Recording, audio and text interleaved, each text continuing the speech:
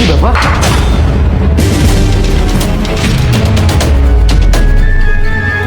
ওরা নিচে বসে খাবার খাচ্ছে কেন? তুমি ওদের জন্য আমার গায়ে হাত তুললে? চুপ, একদম চুপ। ওরা কেন নিচে বসে খাবার খাবে? হ্যাঁ, তোমাকে আমি কতবার বলেছি যে ওদেরকে দিয়ে বাড়ির কোনো কাজ করাবে না, ওদেরকে কখনো অবহেলা করবে না, তারপরে ওরা নিচে বসে কেন খাবার খাচ্ছে? ওরা ওখানে বসে খাওয়ার যোগ্য, তাই ওদেরকে ওখানে বসে খেতে দিয়েছি। আমি একটা জিনিস বুঝলাম না, ও তোমার সৎ বোনের হাজবেন্ড, তোমার কেন ওকে কিছু বললে এতটা লাগে? ওর সামনে কথা বলো। কি সৎ বোন? হ্যাঁ, আমার কাছে সৎ আর আপন বলে কিছু নয়, বোন তো বোনই। এই দুটো মানুষকে দিনের পর দিন অমানবিক নির্যাতন করেছো, অবহেলা করেছো, এমনকি আমাকেও মারার প্ল্যান করেছো। কি মনে করেছো আমি কিছুই বুঝতে পারবো না? আমি ওই দিন সবকিছু বুঝে গিয়েছিলাম, যেদিন তোমার জ্বর এসেছিল। কি রে মা, হঠাৎ জ্বর আসলো কেন? ঠান্ডা লেগেছে নাকি? কি হলো, কথা বলছিস না কেন দেখি? আরে তোর মাথায় কি হয়েছে? সত্যি করে বল, না হলে কিন্তু তুই আমার মরামুখ দেখবি। না মামা, এভাবে কথা বলো না। তুমি আর বাবা ছাড়া আমার কে আছে বলো তো? তাহলে সত্যি করে বল, কি হয়েছে? মামা, তুমি জানো এই বাড়িতে কেউ তোমার ভালো চায় না। তুমি অফিসে যাওয়ার পর। কিন্তু ছোট ভাই, আমার খুব ভয় লাগছে, যদি কোনো ঝামেলা হয়ে যায়। আরে ভাবি, এখানে ঝামেলার কি আছে? বিষয়টা একেবারে নর্মাল। তুমি শুধু জুসের গ্লাসে করে বিষটা মিশিয়ে রাখবে, ভাইয়া অফিস থেকে এসে বলবে আমাকে এক গ্লাস পানি দাও, ক্লান্ত শরীর নিয়ে বসে থাকবে, শুধু জুসের গ্লাসটা ধরিয়ে দিবে, ভাইয়া খাবে, ক্লিয়ার। এত প্যারা নেওয়ার কি আছে? তারপর আমি বলছি, কথা অনুযায়ী সকল সম্পত্তির অর্ধেক মালিক আলামিন বাবাজি, আর অর্ধেক মালিক আমি আর আমার মেয়ে। সেদিনের পরে আমি সবকিছু বুঝতে পেরেছিলাম যে তোমরা কি কারণে কি করতে চাচ্ছ। দুলাভাই, আপনি তো সবকিছু জানতেন, তাহলে আমাকে কিছু বলেননি কেন? ভাই কামরুল, তোমার বোনকে আমি ভালোবেসে বিয়ে করেছিলাম, সেজন্য তাকে অনেক কথা শুনতে হয়েছিল। সে মারা যাওয়ার আগে আমাকে বলে গিয়েছিল আমার মেয়ে আর তার নানু বাড়ির সবার সাথে জানি হাজারো কষ্টের মাঝেও মিলেমিশে থাকি। তাই আমি শত কষ্ট আর নির্যাতনের কথা ভুলে গিয়েও শুধুমাত্র তার মায়ের স্মৃতির কথা চিন্তা করে আমি এখানে থেকে গেছি। আমি মনে করতাম একদিন সব কিছু ঠিক হয়ে যাবে, কিন্তু কিছুই ঠিক হয়নি। রক্ত মাংস গড়া মানুষ তো, তাই নির্যাতন আর সহ্য করতে পারিনি।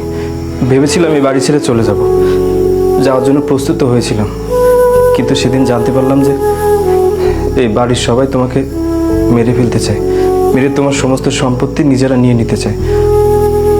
এটা শোনার পরে আমি আর যেতে পারিনি। হ্যাঁ মামা, আমি আমার মাকে কোনোদিন দেখিনি, বাবার মুখে মায়ের কথা শুনেছি। তখন আমার মন খুব খারাপ হতো।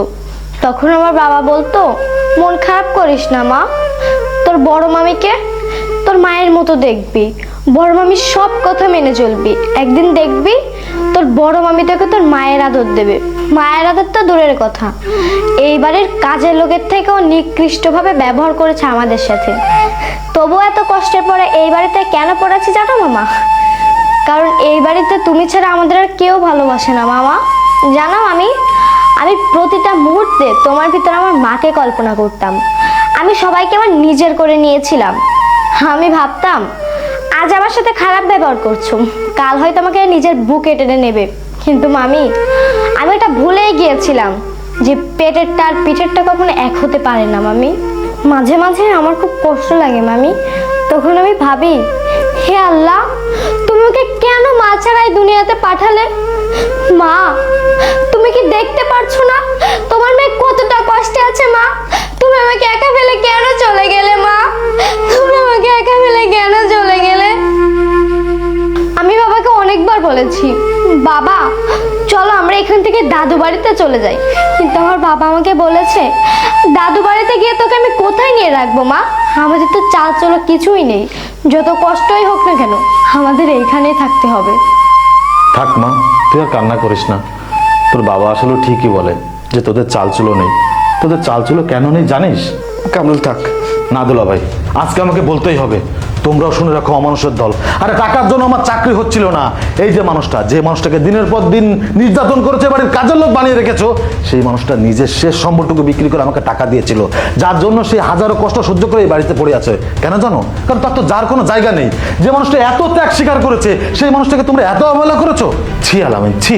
তোকে নিয়ে কোনো কথা বলার ভাষা আমি খুঁজে পাচ্ছি না। আরে তুই আমার আপন ভাই হয়ে সম্পত্তি নেশায় আমাকে মারার প্ল্যান করেছিস।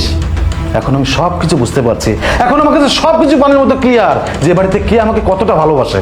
বাহ, শখ করে এসেছিলাম জামাই বাড়ি বেড়াতে, কিন্তু আমার মেয়ে আর আমার স্ত্রীর ব্যবহার যে এমন, এটা আমি আগে বুঝতে পারিনি।